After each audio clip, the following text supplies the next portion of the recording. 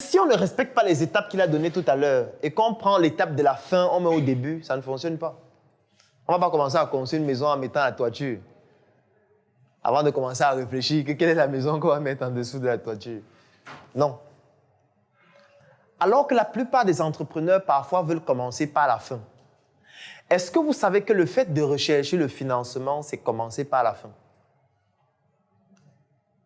Parce qu'en fait, le financement ne vient pas au début.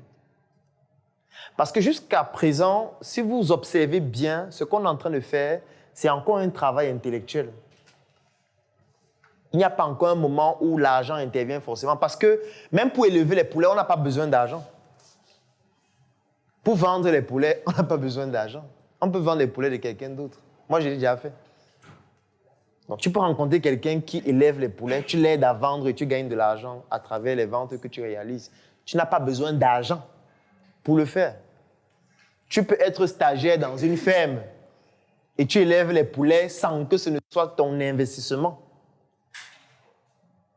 C'est aussi une autre manière d'élever les poulets, mais sans que tu n'aies besoin de mettre de l'argent. Mais le problème chez nous, c'est que lorsqu'on agence nos projets, la plupart des fois, on met des choses qui viennent à la fin au début. Et ça nous bute totalement. Parce que si vous mettez quelque chose qui doit venir à la fin ou au milieu, au début, directement, ça va tout bousculer le processus par lequel on peut arriver de manière efficace au résultat.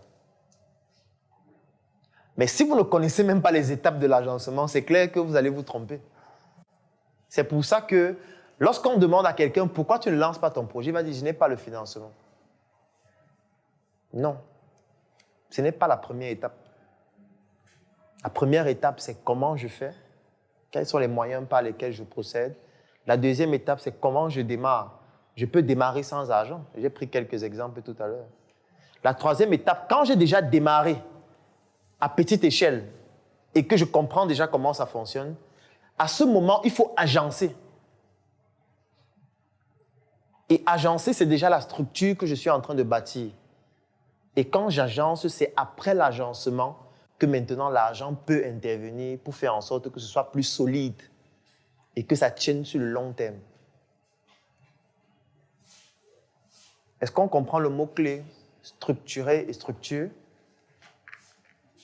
Le dernier mot-clé maintenant, c'est projet. De façon simple, c'est un ensemble finalisé d'activités et d'actions d'entreprise. Ça, c'est un terme qui est trop générique. On va voir de manière plus simple ce que c'est qu'un projet avec l'équation entrepreneuriale tout à l'heure. Parce que ce qu'il est important de savoir, c'est que je peux remplacer projet par autre chose. Ça peut être structuré, par exemple ma maison, ou mon foyer, ou n'importe quoi. Mais le process sera toujours le même en fait. Ça veut dire que je peux remplacer projet